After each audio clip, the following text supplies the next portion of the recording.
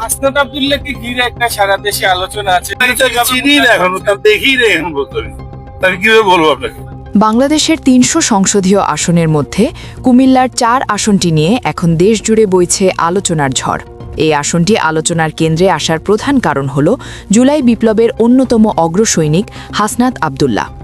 ছাত্র আন্দোলনের এই কাণ্ডারি প্রথমবারের মতো সংসদ নির্বাচনে অংশ নিচ্ছেন। কিন্তু নির্বাচনের আগেই কুমিল্লার এই রাজনৈতিক মাঠে ঘটে গেছে এক নাটকীয় পরিবর্তন। শক্ত প্রতিপক্ষরা একে একে মাঠ ছেড়ে দেওয়ায় হাসনাত আব্দুল্লাহর নির্বাচনী পথ এখন অনেকটাই নিষ্কণ্টক। কিন্তু হঠাৎ করেই কেন বদলে গেল সব সমীকরণ? কেন হেভিওয়েট প্রার্থীরা মাঠ থেকে ছিটকে পড়লেন? আসলে এই আসনে হাসনাত আব্দুল্লাহর প্রধান প্রতিদ্বন্দ্বী হিসেবে ধরা হচ্ছিল বিএনপির প্রবীণ নেতা মঞ্জুরুল আহসান মুন্সিকে।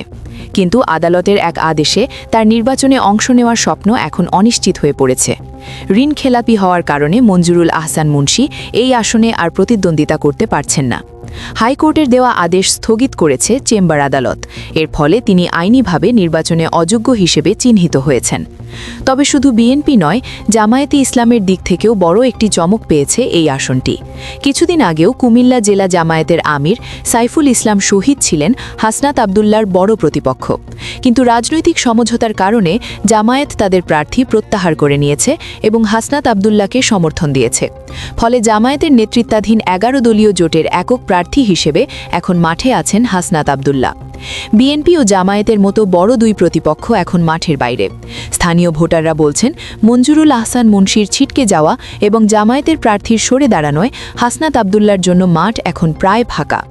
যদিও এই আসনে গণ অধিকার পরিষদ এবং ইসলামী আন্দোলনের মতো আরও কিছু দলের প্রার্থী রয়েছে, তবে তারা হাসনাত আব্দুল্লাহর সামনে কতটা শক্ত চ্যালেঞ্জ তৈরি করতে পারবে তা নিয়ে জনমনে বড় প্রশ্ন রয়েছে।